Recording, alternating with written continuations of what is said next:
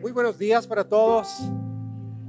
Vivimos en medio de una sociedad acelerada. Sí, vivimos de afán todo el tiempo.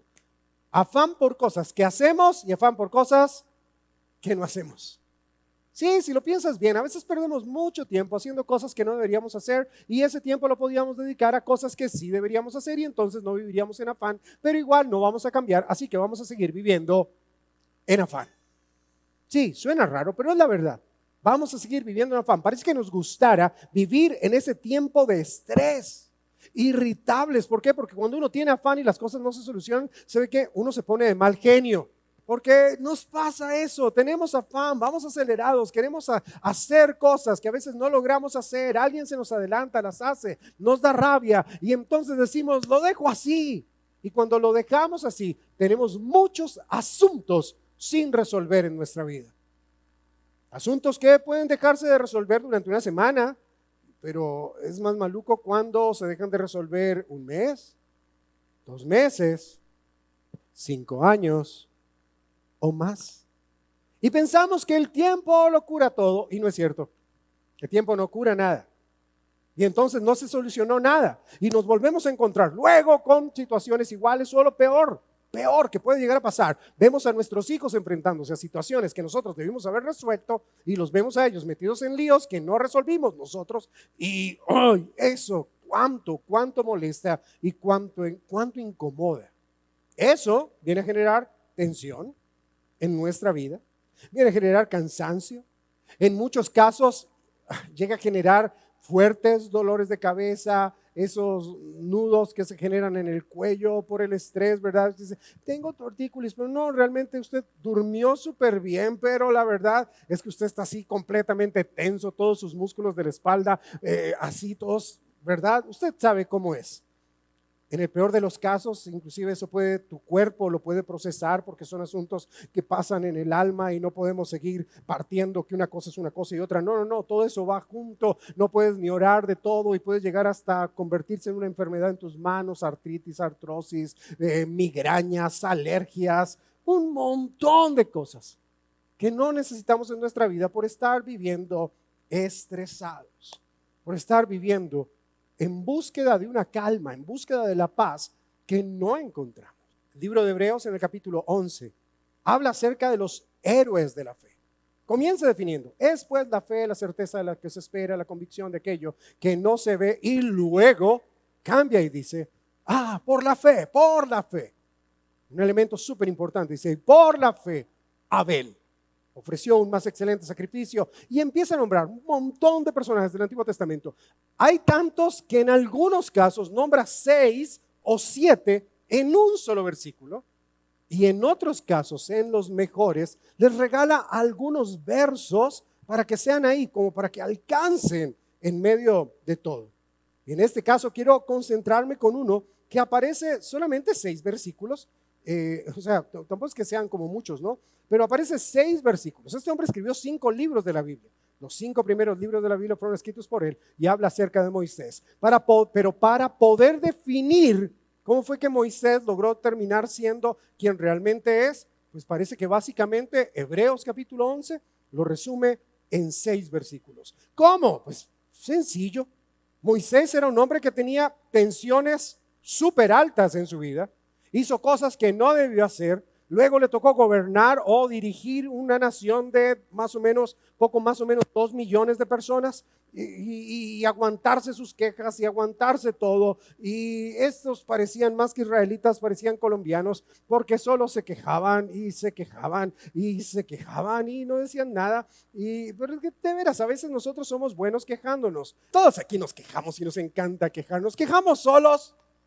Así que somos buenos en eso. Bueno, la nación de Israel era así. Así que imagínese usted, 2 millones de personas con niños y todo, así quejándose como el niño allá atrás, ¿verdad?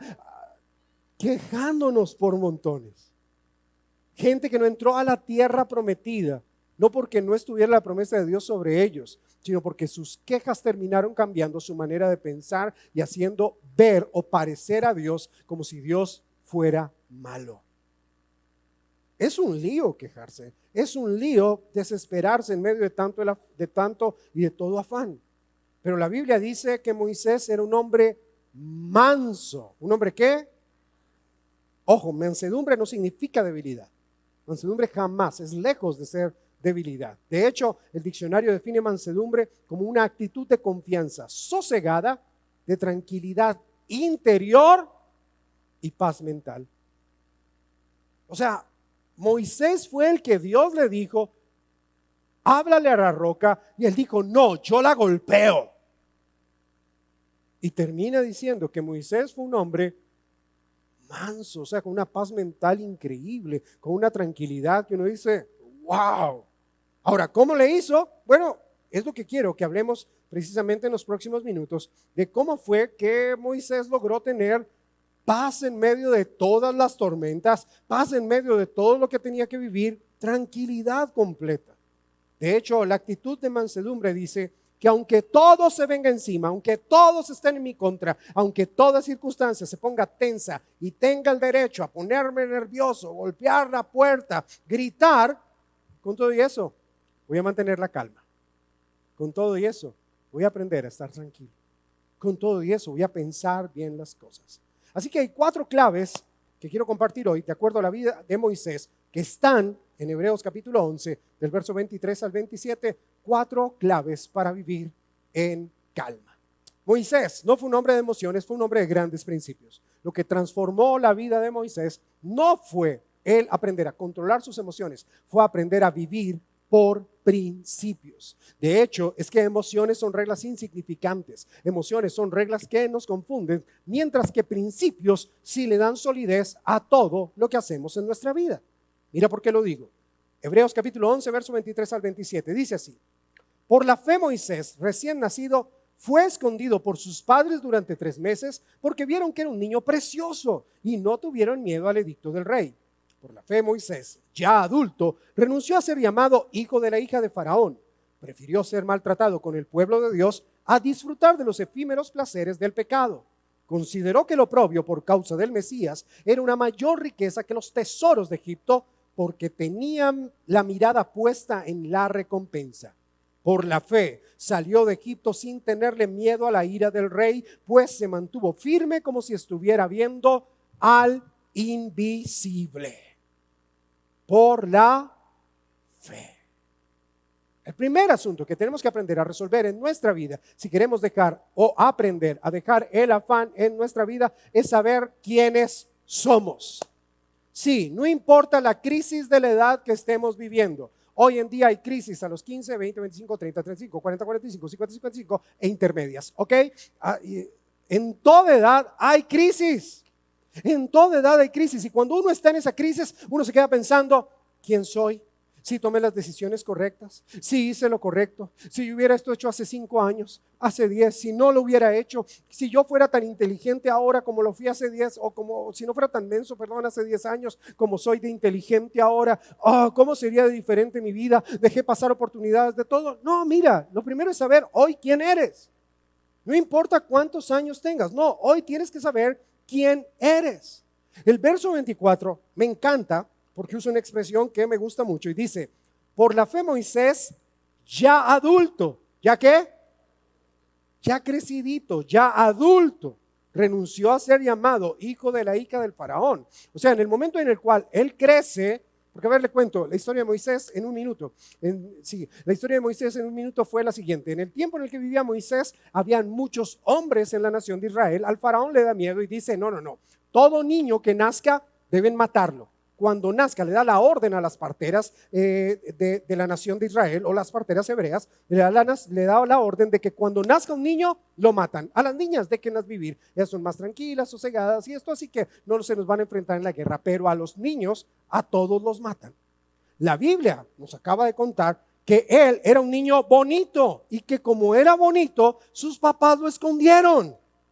Ahora, seamos honestos. Solo para los papás un bebé recién nacido es bonito. Porque de resto son así, tus arrugaditos, sí, son lindos, inspiran un montón de ternura. Pero desde ya, entonces lo guardaron y dijeron, este bebé es precioso. Y decidieron guardarlo, esconderlo durante 3 meses. A los 3 meses, entonces la mamá y la hermana de Moisés, que era una niña de unos 7, 8 años, se da cuenta donde se bañaba la hija del faraón. Así que deciden no lanzarlo. La idea de matar al niño era matarlo ahí o lanzarlo al río. ¿Para qué? Para que se ahogara. Era así de cruel el asunto. Y entonces ellos resuelven meterlo en una canasta, un Moisés, como nos explicaban la semana pasada, lo meten en una canasta y la niña se va entre los arbustos, los juncos, las maticas al lado de agua y hace que la canasta llegue a donde está la hija del faraón. Cuando ella toma aquel Moisés, lo abre y ve que es un niño bonito, un niño precioso, de hecho, dice la Biblia. Ahora, imagínense donde el niño hubiera sido feo. Dejémoslo ahí. El caso es que él lo adopta y dice, ok, este va a ser mi bebé, pero es un bebé hebreo, así que ¿qué hacemos? No sabemos qué hacer con el bebé hebreo. No eran tan prácticos como hoy en día, como que ok, lo adopto y lo crío yo, sino dijo, no, adoptémoslo, pero busquemos una mamá de los hebreos que venga y lo amamante y lo termine de criar. Y entonces apareció la mamá de Moisés, así que Moisés fue adoptado, pero criado por la mamá y al mismo tiempo tenía otra mamá, así que le fue bien. No tenía traumas en su vida, no fue alejado, no fue abandonado. No, le fue bien. Así creció en el palacio, recibió toda la instrucción, recibió todo. Sucedieron un montón de cosas en su vida de las cuales ya vamos a hablar. Y al final dice, ya adulto. Él tuvo que decidir saber quién era. ¿Por qué? Porque su color de piel, su apariencia física era de un niño hebreo. Toda su educación era de un niño egipcio o de un hombre egipcio. Así que él se veía a sí mismo y él decía, ok, soy un hebreo con educación egipcia. La gente me ve y ve que soy hebreo, pero al final, por mi formación, la gente sabe que soy egipcio. ¿Quién soy? O sea, me crió mi mamá, pero me crió la otra. Necesito resolver algo en mi vida y es quién soy. Porque yo sé quién soy hebreo, pero la gente cree que yo soy egipcio. Así que ¿a quién le voy a hacer caso? ¿A quién voy a agradar? ¿Voy a agradarme a mí con mi identidad o voy a agradar a los otros con lo que ellos están esperando de mí? Y es que escúchame bien, tú y yo tenemos una identidad que ahora que conocemos a Jesús, tenemos una identidad que proviene de Cristo Jesús. Tenemos una identidad de Él, pero también muchas veces vivimos luchando con lo que otros están esperando de nosotros. Ay, de repente tú vas y le cuentas a alguien, mira, estoy yendo a una iglesia y no sé qué, y ahora soy cristiano. Ay, a verlo. Vamos a ver si pasa el fin de semana sin echarse sus tragos, a ver si es verdad que ahora es cristiano. Ay, espera y verá, vamos y verá que ahí sí se la va a perder usted. Ay, vamos. Entonces empiezan como a querer y tú empiezas por dentro, pero ¿yo qué hago? Yo ahora tengo una nueva identidad, amo al Señor Jesús, yo ahora ya no soy chismón, ya no quiero hacer otras cosas que antes hacía como tan normal, pero todo el mundo está esperando que yo sea normal. Ay, ¿será que esa es la manera como debo ser testimonio a la gente?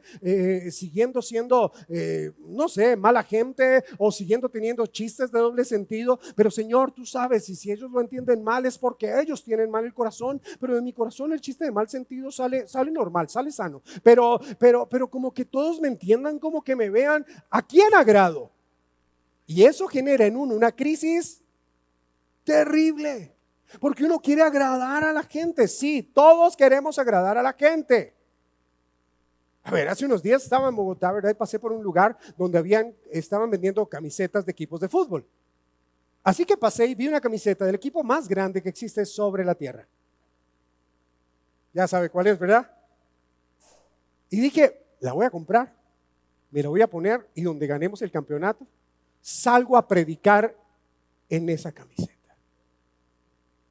Pero luego me quedé pensando, ¿qué pensarán los hinchas del Santa Fe? Y ni hablar de los de Nacional, que igual les vamos a ganar, o sea, todavía no habíamos ganado, ¿ok? Todavía no hemos ganado. ¿Y qué pensarán los hinchas del Tolima que en varias ocasiones nos han quitado el campeonato, tanto a Millonarios como a Nacional? ¿Y de qué más? ¿Hay otros equipos en Colombia? Pero ok, bueno, ven. Entonces me pongo a pensar en eso, entonces mejor digo, no sabe qué, no compro la camiseta. Porque de repente alguien se ofende. Y no falta el que llegue y me vea o se conecte, ¿verdad? Y vea la transmisión, o luego se conecta a Facebook y vea las fotos y diga, ese pastor está predicando de fútbol y no de la santa palabra de Dios. Ok, entonces, ay, ¿qué hacemos? ¿Hago lo que a mí se me da el gusto de hacer? ¿O hago lo que ven? Y eso genera una tensión en mí, aunque no lo piense, aunque no lo creas, el solo hecho de pasar, verlo, pensarlo, en fracción de segundos genera una tensión en mi vida. ¿De qué hago? ¿Lo hago? ¿No lo hago? No quiero imaginar las tensiones que seguramente pueden llegar a ser mucho más serias que la mía. Las que tú vives en tu casa, las que vives en tu familia, las que vives en tu negocio, las que vives en tu día a día, porque finalmente queremos agradar a otros. El asunto es cuando ese agradar a otros no nos permite saber quiénes somos. Porque escúchame bien, si tú sabes quién eres, tú haces una pausa y dices, no, espérate, yo no tengo por qué estar agradando a la gente, yo quiero agradar a Dios. ¿Por qué? Porque Él pagó su vida por mí, Él me vio tan valioso que entregó a su Hijo por mí. Yo quiero agradar a Dios y quiero vivir por sus principios. No importa lo que los demás me digan. Así yo sé, es difícil, pero puedes tomar esa decisión porque esa fue la decisión que Moisés tomó. Ya adulto, renunció a ser llamado hijo de la hija del faraón. O sea, estaba renunciando a su familia, estaba renunciando a aquello que le proveía todo lo que él tenía hasta ese momento. Estaba renunciando a todo lo que había sido su vida hasta aquel día. Y eso lo supo cuando ya era adulto. Ahora, de acuerdo a la neurociencia, que es una ciencia nueva, no tiene más de 25 años, que es el estudio científico del comportamiento del cerebro, los adultos o el cerebro madura o llega a su punto máximo de madurez a los 25 años. Yo sé, la mayoría de ustedes están ya casi llegando a los 30, ¿verdad? Pero para esos que están entre esa franjita, entre los 25 y los 30, pues ya tu cerebro maduró y tu mismo cerebro te dice, ya eres un adulto. Tú por dentro dices, no, todavía soy muy joven. No, físico-químicamente hablando, tu cerebro ya creció, ya es adulto. O sea, tu cerebro ya puede tomar y procesar decisiones y ya puedes encontrar una identidad clara y definida respecto a quién eres. Pastor, pero ¿y mis sentimientos? No, principios, adulto. Tiene que haber un momento en tu vida donde hagas una pausa y digas, ok, ya soy adulto. De hecho, cuando aprendimos y estudiamos esto, yo le dije a mi esposa, vamos a tener que hacer algo con los jóvenes para llevarlos a tomar esta conciencia. Ya sé, hagamos una fiesta al año para celebrarle la bienvenida a la adultez, a todos los que cumplan 25. Y entonces se lo contamos a algunos de los líderes de jóvenes acá en la iglesia. Hey muchachos, vamos a hacer una fiesta para que todos darle la bienvenida a la adultez. Y algunos hicieron una cara como, no, déjeme ser joven, pastor. ¿Sí? O sea, ya algunos tienen 35, 40, ya algunos ni cabello tienen, pero todavía se sienten jóvenes, ¿verdad? De los líderes de jóvenes estoy hablando, no estoy hablando de nadie más, ¿verdad? Pero como que, hey, no, porque suena feo. Suena feo esa palabra, pero la verdad es lo mejor que puede pasar en nuestra vida. Que podamos crecer, que podamos madurar. Ahora ya es diferente, que hagamos cosas donde nos mantengamos joviales, pero sabiendo que somos adultos. Sabiendo por qué lo hacemos, sabiendo cuál es la motivación real que tenemos en nuestra vida. Dicho de otra manera, cada uno de nosotros debe trabajar en su identidad de saber definir y aceptar quiénes somos. Porque cuando uno es adulto, uno conoce sus límites. Entonces uno sabe, hasta aquí puedo llegar. La prudencia me dice que esto puedo hacer. La prudencia, ok, mi conciencia, lo que ahora tengo, mi familia, mi trabajo, me dice que esto lo puedo hacer y esto no lo debo hacer, aunque pueda. Recuerdan que la Biblia también dice que todo me es lícito, pero no todo me conviene, y no me conviene de acuerdo a la etapa de vida donde estoy, al momento de vida que estoy teniendo. Por eso tenemos que trabajar muy fuertemente en saber quiénes somos. Moisés decidió tomar una decisión que a veces es súper difícil, y es la decisión de dejar de vivir por las apariencias. Nos gusta aparentar, por quedar bien, por no de repente herir el corazón de alguien lo hiciste. Pasa con la comida, pasa con los trabajos, pasa con los chistes, pasa con el tiempo, pasa con todo. Y aparentamos demasiado. Y al final de tanta apariencia, felices no somos. Viene, no estamos. Estresados, angustiados. Eso viene a crear muchas más cargas en nuestras vidas. Es por eso que Brennan Manning, un teólogo muy importante del siglo XX, dijo esto: Dios te ama incondicionalmente tal como eres y no como debes ser, porque nadie es como debe ser. Me encanta eso. Dios te ama incondicionalmente tal como eres y no como debe ser, porque nadie es como debe ser. Pero tenemos que descubrir quiénes somos. Tenemos que descubrir nuestra identidad. Dios te ama así, con y sin arrugas. Dios te ama así como eres, flaquito, gordito, alto. Dios te ama así. Dios te ama así, con el color de cabello que hoy tienes, que a lo mejor ya ni Dios sabe qué color es, pero igual te ama así. No tiene problema en amarte así. Dios te ama tal y como eres. O sea, no tenemos que aparentar delante de Dios. Él sabe lo que debemos ser. Así que Dios te ama tal y como eres. Imagínense que Moisés hubiese dicho: no, yo me quedo en el palacio. ¿Saben qué? Moisés sería una momia egipcia cuyo sarcófago estaría en algún museo en el Cairo o en Londres. O a lo mejor Moisés tendría una pirámide, ¿verdad? No de las de recoger plata, no, sino una pirámide en el desierto donde fue su sarcófago y ya, porque era el hijo de la hija del faraón, era el sobrino del rey de Ramsés II. O sea, si él toma una decisión equivocada, no se convierte en quien es. Y dicho sea cierto, es la figura más importante para la nación entera de Israel, aún hoy en día, casi 4.700 años después, sigue siendo una de las figuras principales de la nación de Israel. Miren, el Señor nos ha dado una identidad que no viene sola. Cuando digo que no viene sola, es que la identidad que tenemos en Cristo de ahora ser hijos de Dios. Pregunto, ¿hay hijos, hay hijas de Dios en este lugar? Ok, entonces esa identidad que Dios te ha dado viene con dignidad. Esa identidad viene con respeto. Esa identidad viene con un valor, que es que el cielo te ha dado el valor que hoy tienes. Es el cielo el quien ha determinado lo que eres tú. Entiende, la obra que ha hecho el Señor Jesús en nuestra vida es que nos pasó de ser esclavos a libres. Bueno, para decirlo un poco más enfáticamente, Él nos pasó, estábamos antes de conocerlo a Él, estábamos muertos y ahora por gracia de Dios tenemos vida. Ahora estamos vivos, estamos libres. Él ha sanado nuestra vida. Él sana a quienes somos nosotros. Así que es mejor saber quiénes somos y preferiblemente dejar de aparentar. Número 2, aceptemos nuestras responsabilidades. Diga conmigo, responsabilidad. Versículo 25, prefirió ser maltratado con el pueblo de Dios a disfrutar de los efímeros placeres del pecado. Lo primero que hizo fue dejar de aparentar para saber quién era. Dijo, ya sé quién soy, ¿verdad? Y ahora que ya sé quién soy, tengo la libertad de escoger. Tengo la libertad de elegir. De repente te suene raro, pero antes no teníamos la libertad de elegir si pecábamos o no. No, antes simplemente pecábamos. ¿Por qué? Porque éramos esclavos del pecado. Hoy en día tú puedes decir, no peco. ¿Por qué? Porque el Señor me hizo libre. No por nada más, no porque ofenda al Señor, aunque también, pero no es por eso. Porque quiero agradar a Dios. No peco porque ahora soy libre. Mi identidad me da una nueva dignidad y la dignidad me dice, no lo voy a hacer.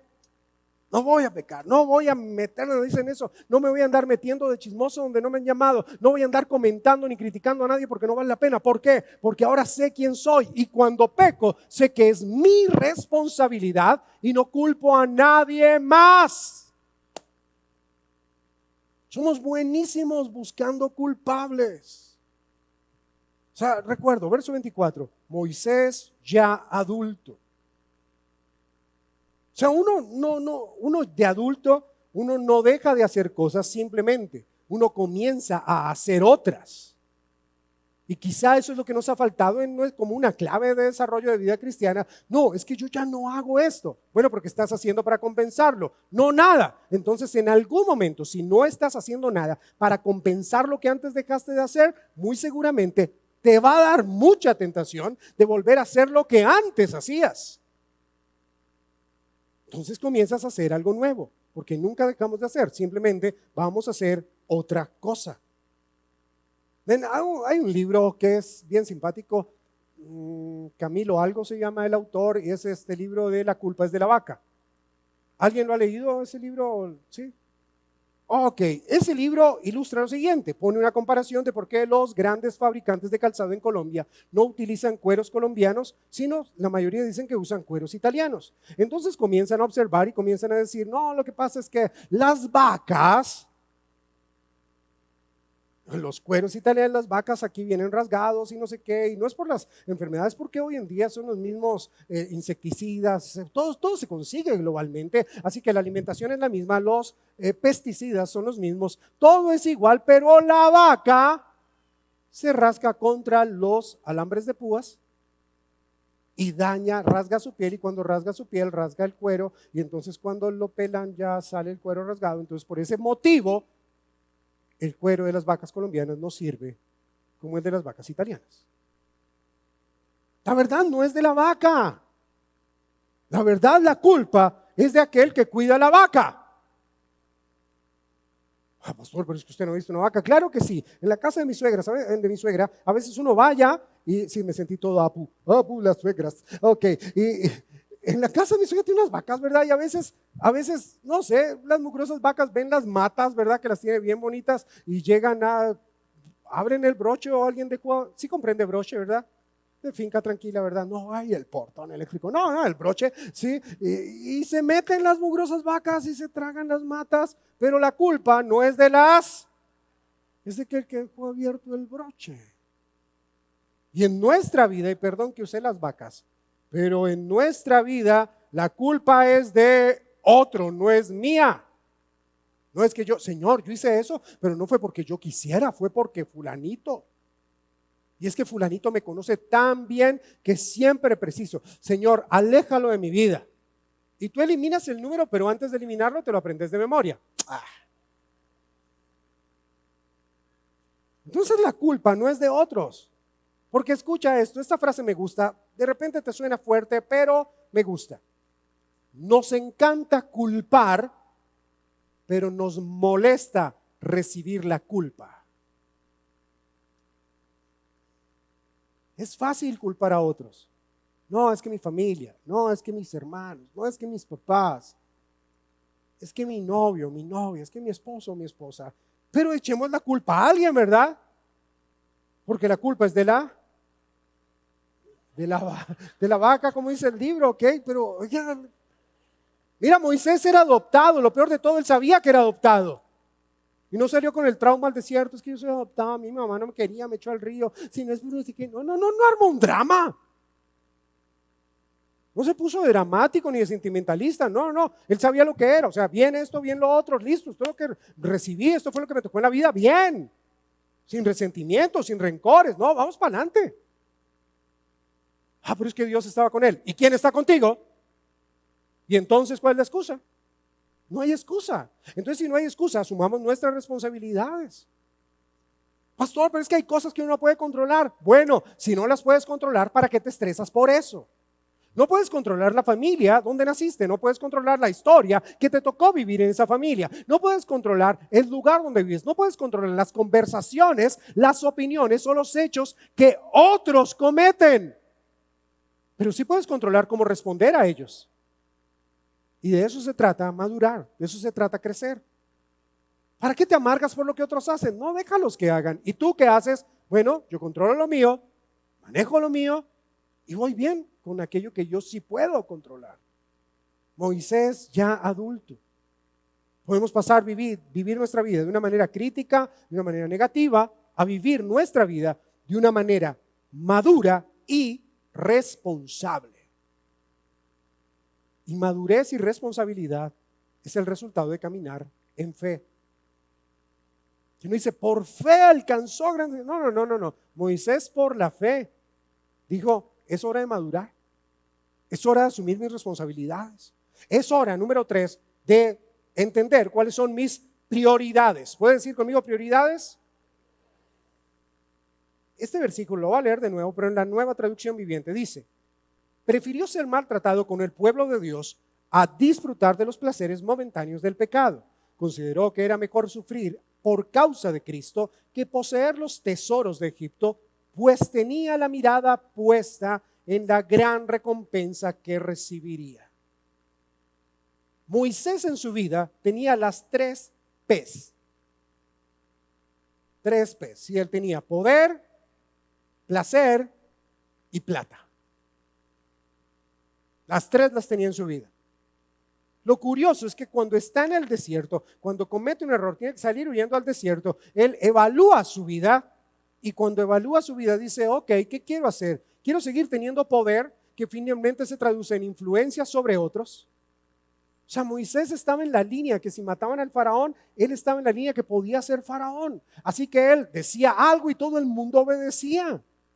Con un chasquido de los dedos llegaba la gente a servirle a él, porque él era de los duros del palacio. O sea, no era cualquiera parecido. Era alguien muy importante, con mucho poder, con mucha influencia.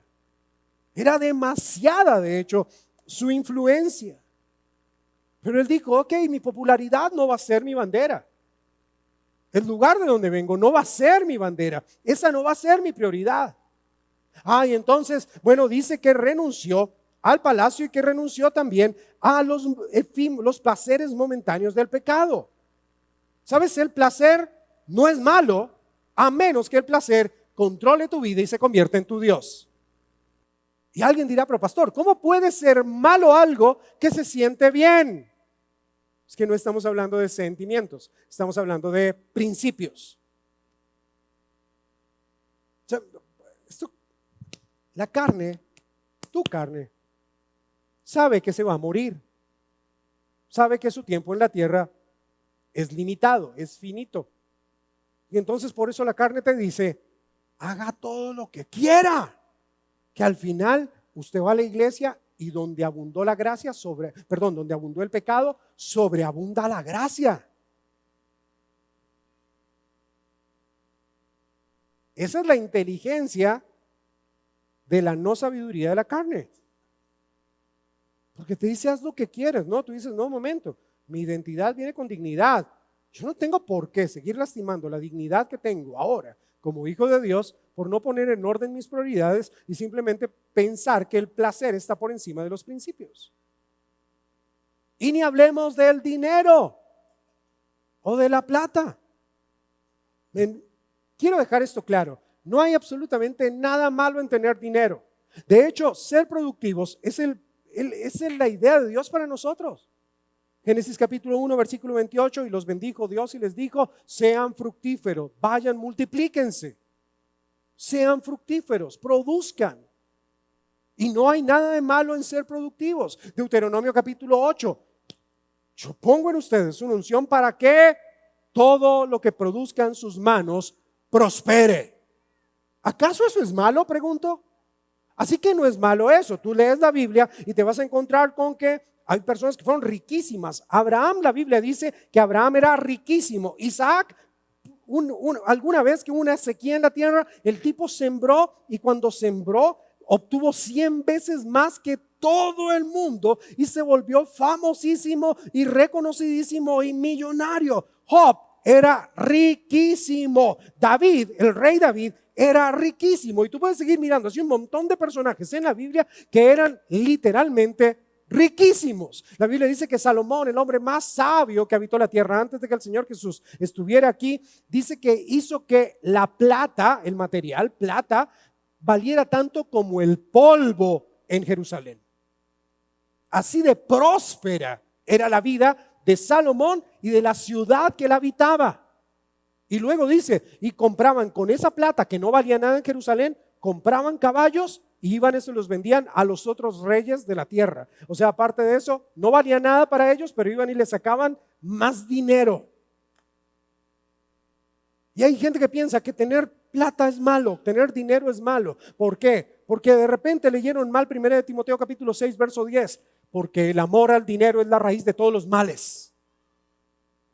Entonces el dinero, lo leyeron mal, es la raíz de todos los males. No, la Biblia dice el amor al dinero. Es diferente amor al que el dinero. El dinero no es más sino una moneda de cambio con la cual compramos y vendemos cosas, o cuando nos hace falta, pues no podemos comprar y vender cosas. Eso es todo. El apóstol Pablo tenía una vida feliz con dinero y sin dinero. Él decía, con dinero y sin dinero hago. No, eso no está en la Biblia. Él dijo, he aprendido a ser feliz en toda circunstancia, sea que tenga o sea que no tenga. Con dinero, sin dinero, teniendo en abundancia, teniendo escasez, soy feliz porque no amo el dinero. A lo mejor temporadas que él no tenía dinero era literal porque él había sacado todo lo que tenía para dárselo a alguien más. Y decía, Señor, espero que tú me sustentes, confío en ti, sin problema. Pero debemos tener en orden nuestras prioridades. Prioridades en orden.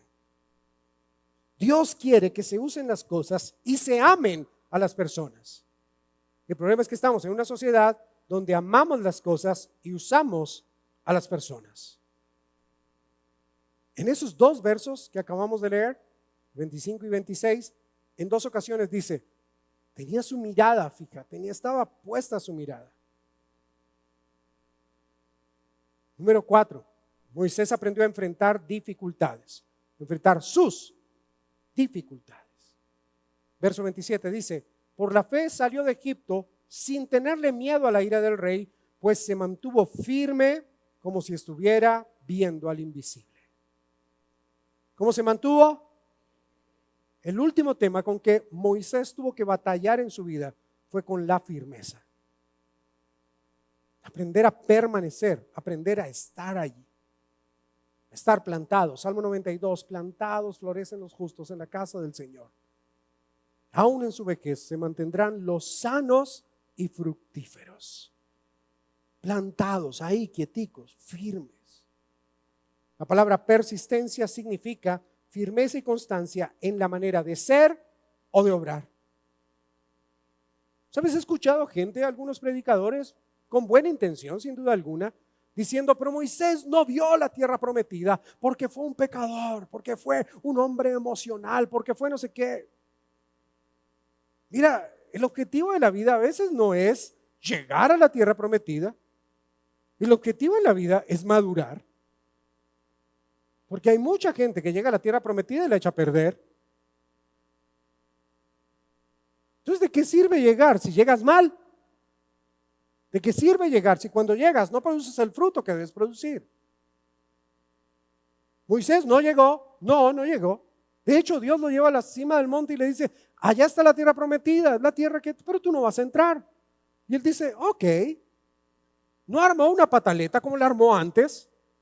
Sí, Moisés le hacía pataletas a Dios. Bueno, de hecho, él tiene que salir de Egipto porque se creía el llamado de Dios. Y cuando dijo, yo tengo el llamado de Dios, la gente me va a tener que reconocer porque yo tengo el llamado de Dios. Vio a un soldado egipcio, estoy hablando 40 años antes, él ve al soldado, pero ya para ese momento 80 años antes, él ve al soldado egipcio que está maltratando a un hebreo y saca su espada como hijo de la hija del faraón, como un hombre de la casa real y dice, voy a hacer justicia porque yo he sido llamado a liberar la opresión de Israel, y mató al soldado. Y luego a él lo estaban buscando por matar al soldado, y a causa de esa emoción tuvo que salir corriendo. Ya les conté cómo a causa de la emoción un día Dios le dice que le hable a la roca y en lugar de hablarle la golpea. O sea, le desobedece en la cara a Dios. Luego también hubo otra ocasión en la cual de hecho ya empieza a mostrar sus condiciones de madurez. ¿Por qué? Porque Dios le da las tablas de la ley escritas con el mismo dedo de Dios, y él baja y ve que el pueblo está haciendo una fiesta con lo que sabía hacer. Hicieron una imagen de un becerro, y entonces él toma las tablas que Dios había escrito con su dedo y las rompe para romper aquel becerro de oro. O sea, puro emocional, no valoraba nada de lo que tenía. Poco a poco fue creciendo. Luego le tocó ir a la cima del monte, pasar 40 días de tiempo de ayuno, sin comer ni beber nada, escribir él mismo las tablas de la ley. Dios se las dictó y ahora él las escribió. O sea, todo fue cambiando en su vida. Hasta un día que Dios le dice: a ver, Moisés, vamos a hacer una cosa. Ese pueblo tuyo, Dios le dice, es rebelde. ¿Sabes qué? Voy a matarlos a todos, le dice Dios. Voy a matarlos a todos y comenzamos con gentecita nueva, sin mañas, gente linda. Yo creo que Dios estaba hablando de la gente de Casa de Dios de Fusagasugá, pura gente linda, sin mañas, nada, sin criticar, nada, lindos, así como ustedes. Y Moisés le dice: no, Señor, primero que todo no son mi pueblo, son tu pueblo. Yo no los saqué, tú los sacaste, y con ellos vamos a entrar a la tierra. ¡Wow! ¡Maduró! Moisés ya adulto dijo: ok, ese pueblo es mi responsabilidad. Fue mi dificultad, sí, pero la aprendió a disfrutar, la aprendió a enfrentarla cada día y permitió que la dificultad moldeara su corazón. Dejó de quejarse para darse cuenta, estando ahí, permanecer.